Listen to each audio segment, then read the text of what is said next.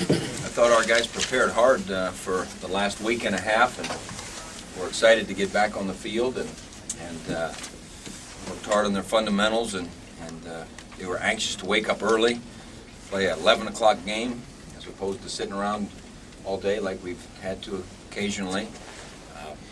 Northwestern went hard at it. They had a good plan with that quarterback running the ball. That was tough duty, and our defense kept playing, and offensively, I'm not sure we were as consistent as we would like to be, but we made more plays than perhaps we've made in the last few outings, and one more step. You see progress in Tressel today. He seemed particularly good on the run, and then he stood in the pocket and hit that one down the middle. I thought Tressel did some good things. First of all, it was a windy day, and it wasn't the easiest day to be throwing the ball around.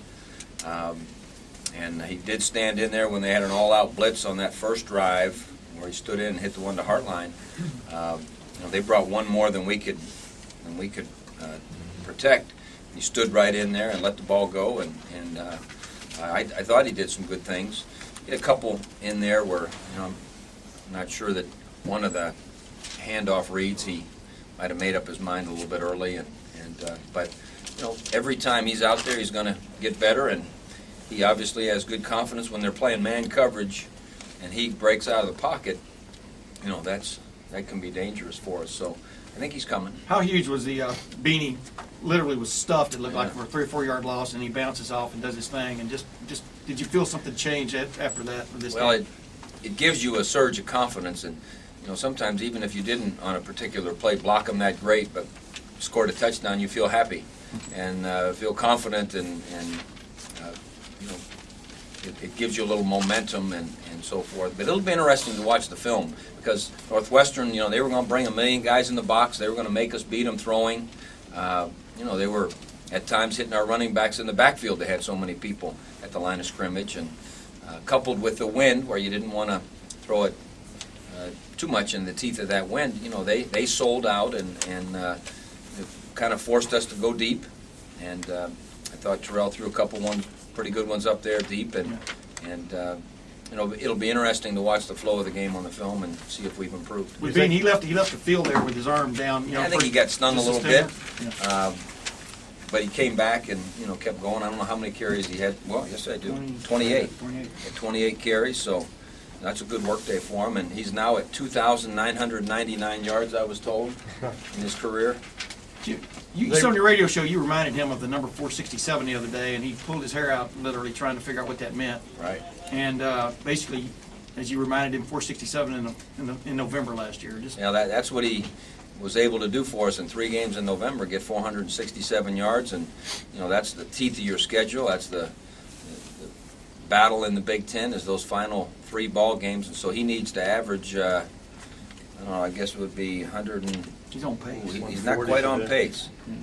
140 times 3. Yeah, it'd be 420. 420. He's a little behind the pace, but got a good start. Among Way behind. Among the stars on defense, Nathan Williams had a couple back-to-back sacks. Yeah. Was it kind of a total effort? I thought Nader did a good job handling his gap, did a good job putting some pressure, and almost got a pick.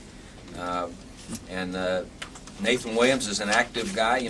Thaddeus has been having that ankle soreness and so forth, and I don't know exactly how much Thaddeus got to play, but Nathan's gotten to play a little bit more because of that, and James Laurinaitis does a good job at the way they spread you out and try to match up on your linebackers.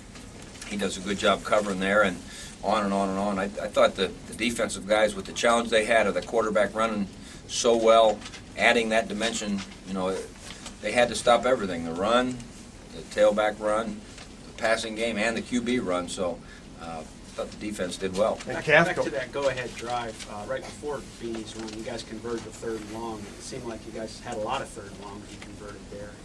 We had because we were like 2nd and 20 or something on the one. Yeah. So that might have been the first drive. Yeah. And then another one we were way back, and I think 2 of them were step-ups. The QB stepped up and ran it. One of them, they hit the long one to Hartline, and I don't know how we were on 3rd down. Yes, I do. We were 8 for 13 on 3rd down. That's pretty good on a breezy day like today. Was this a day, though, when Tressel just literally delivered a play when y'all needed it? I mean, He did a few The third down times. conversions were Yeah. remarkable, and Yeah, he did a few times. I don't know how many yards he ended up rushing for.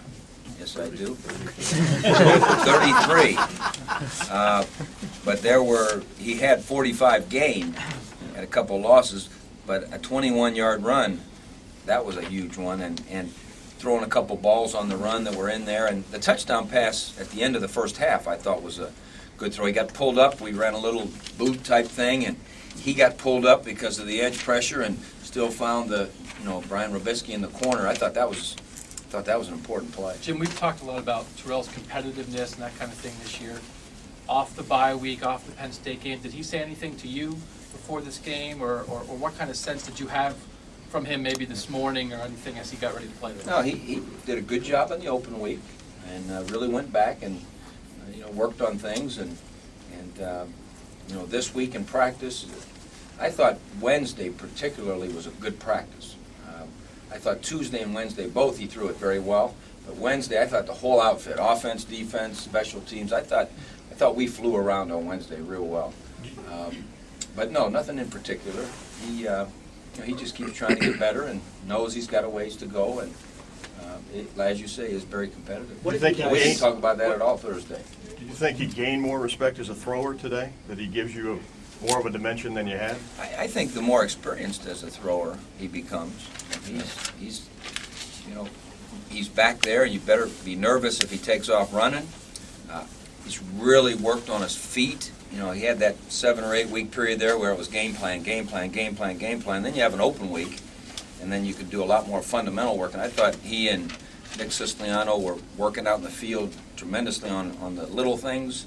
And then as we went to game plan this week, he kept those fundamental things in as we were putting in the game plan. So if he'll keep doing that, it is going to be more of a threat. but also on the touchdown pass to Nickel, even Nickel didn't quit on that play. Right. I mean, yeah. What does that tell you? The whole team's kind of catching up with what he's about. I think you get that feeling that all of a sudden, the play might get kept alive. And so, we have certain rules wherever you are, you have a certain spot to go to.